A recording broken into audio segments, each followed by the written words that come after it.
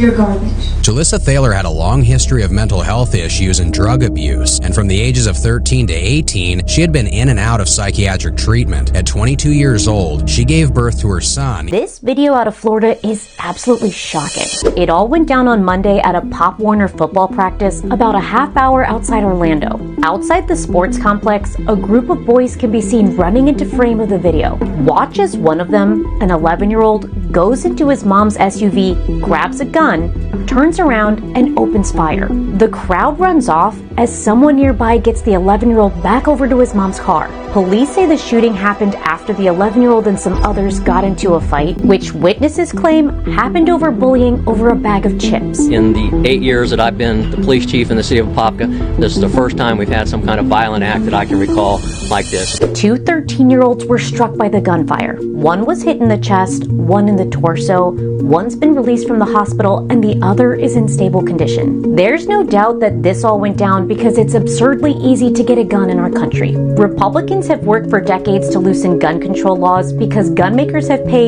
donated hundreds of millions of dollars to have them do it. And this has paid off extremely well for these companies who have gotten insanely wealthy because of the gun violence epidemic they fuel. Last year, gun makers made close to $9 billion off the backs of 40,000 dead Americans killed by guns. The riches are personal, too. This guy, the CEO of America's largest gun manufacturer, Smith & Wesson, makes $2 million a year. Meanwhile, that 11-year-old boy has been charged with attempted second-degree murder. Man, so you mean to tell me 11-year-old shot two 13-year-olds or whatever this whole situation was over a bag of chips? A bag of chips. This is sad, man. Over a bag of chips. Two people could have lost their life over some fucking chips. $3 bag of chips. Man, this is crazy. Why are you looking at me to do my passport? Well, that's what I asked. But I don't understand how I got suspicious with my own kids, man. At one point or another, you noticed that Bree is not in the room. What do you do immediately after you notice Bree's not? I go outside. Go outside. Like just around the area, or do you get in a car and drive somewhere? I went around the area first. Okay. Sometime during that time you call Aisha, right? Yes. Okay. She was like furious, you know what I'm saying? She really didn't want to talk to me. Then she kept saying, hey, you're responsible. Why wasn't you watching? I'm like, what you mean? She's asleep. What you mean? I don't know if you want to trace where you went. Bro, I don't know exactly where I went. That's why I'm not. Did you stop at any places? I mean, I'm not going to draw no map because I really don't know where I was going. I was just moving around. Was there any texts going around like about this situation, or was it just the phone calls? I think there was like 1 or 2 texts. So would you be fine if we downloaded the phone to have the call logs and the texts? For what reason? To corroborate everything here. It helps everyone out. Just give me my phone now and I'll... You'll open up right in front of me? Yeah, I'll open it right here. Cool. Why are you looking at me to do my passport? Well, that's what I asked. I said I will open it for you. Yeah, but I'm not going to give you my passport. Okay. I will open it for you so you can look at my phone. Damn, what the fuck is it?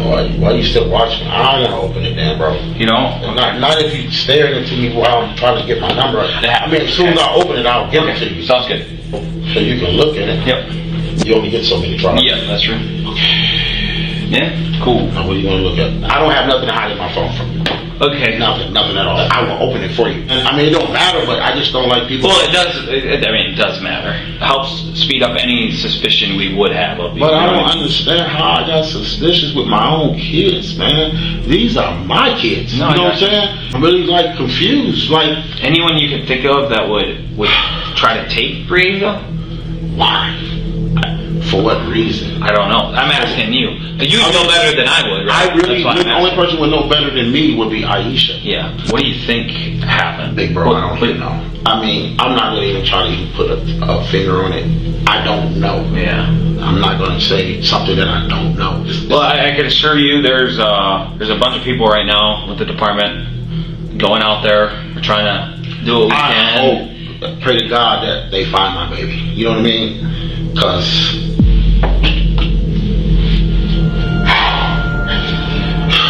we need her home. Mm-hmm. Definitely. We need her home. Yep.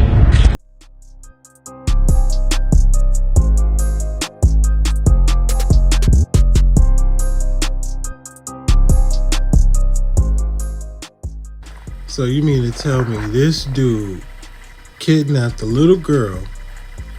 They couldn't find the body for months. They ended up finding a little girl body by the pond, shot up. Like, what would make him want to do that to a kid? And then you seen how he was acting, so it's like you was already acting all suspicious and shit.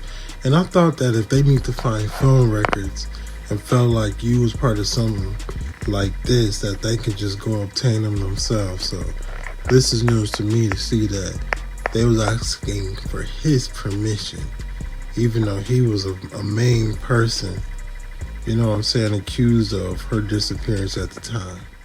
I'm innocent. You all, you're garbage. Jalissa Thaler had a long history of mental health issues and drug abuse, and from the ages of 13 to 18, she had been in and out of psychiatric treatment. At 22 years old, she gave birth to her son, Eli Hart, with her boyfriend at the time, Torrey Hart. Eli was born with a genetic disorder and also had prenatal exposure to an illegal substance while he was still in the womb. Due to his disorder, he had to have several surgeries as a baby and needed to wear hearing aids. However, besides these issues, Eli was a fun-loving child who was very active and was always seen smiling and playing. Jalissa's mental health and drug abuse did not disappear once she had Eli, and her ex Torrey had custody battles throughout Eli's life, as Torrey did not find her fit to be a mother. Although struggling with these issues, Jalissa was adamant that Eli be left in her care and made up several lies to Child Protective Services to allow him to stay with her. One of these lies was that Torrey had threatened to have a bomb put in Jalissa's car to harm her and Eli. Many of her claims were later found to be false. So this is crazy. They've been trying to tell the judge about how mentally unstable she was to have a kid. So we're going to see exactly how this story play out, because we already know it's not sounding good. I'm just going to stop trying to water the shit down. It's not sounding good. However, the court allowed Eli to stay in her care as the situation was delicate and they did not know who to believe. Even Jalissa's father sided with Torrey and claimed that Torrey hadn't even been in the same state at the time where these instances allegedly occurred. Child Services were on constant watch of Thaler's home, and on several instances she failed to provide drug tests, and one time when she did take one, she tested positive for an illegal substance. Eli was constantly neglected, and Jalissa allegedly exposed him to pictures of nude women. On October 2020, Child Services visited Thaler's house and found Eli naked with no clothes in the house other than pajamas. The place was littered with trash and rotting food. Eli was removed from the home and placed in foster care, and just months later, Jalissa was placed in a psychiatric hospital after claiming to hear voices telling her to take her own life. After this, Eli moved in with a member of his father's family, and him and Torrey were finally able to bond as father and son. Torrey taught Eli how to fish and ride a bike, and Eli loved spending time with his dad. This only lasted for 11 months. And Eli was eventually placed back in the care of his mother on May 10, 2022, despite pleas from Eli's family over concerns of Jalissa's mental health and drug use. Just 10 days later, on May 20, 2022, a witness reported Jalissa's vehicle to authorities after she had been seen driving around with no front tire and a smashed back windshield, and she was allegedly seen stopping at nearby dumpsters. When the police pulled her over, they made a shocking discovery. Shotgun shells all over the side. Yeah. Holy, we got a body. All right, let's cover it. The remains belonged to Eli Hart, who was only 6 years old at the time of his death. His autopsy revealed that he had been shot up to 9 times with a shotgun, which a witness says Jalissa had been carrying in and out of her apartment in the past couple of days leading up to the heinous murder. Eli Hart's family were absolutely heartbroken and blamed a broken system for this disturbing crime. Had social services been more proactive over the red flags and warnings, Eli's tragic death could have possibly been avoided, and many are questioning how Thaler was able to regain custody in the first place. Eli's father, Torrey Hart, filed a wrongful death lawsuit and claimed the police had to visit Thaler's home 21 separate times over the course of 10 months due to her frequent drug use and for not cooperating with Child Services. Despite the overwhelming evidence, Jalissa Thaler proclaimed her innocence, had this to say at her sentencing. I'm innocent. You all, you're garbage. The judge was appalled at her behavior and crimes, and she was sentenced to a life in prison without the possibility of parole. So that's sad for the simple fact she had a shotgun and shot her own son multiple times with a shotgun, and then was riding with his body in the trunk. Like, man, and then I'm surprised they didn't take the kid away from her anyway, because she had drugs. Well, the baby has drugs in his system or something like that, you know, and the only way a baby in the womb could get that if the mom, you know, put it in her body. So I'm surprised they didn't, like, right then and there went on and take the baby away from her and let the father have it, because he seemed to be the more stable one, as we have heard how mentally unstable she was from the beginning stages of her life.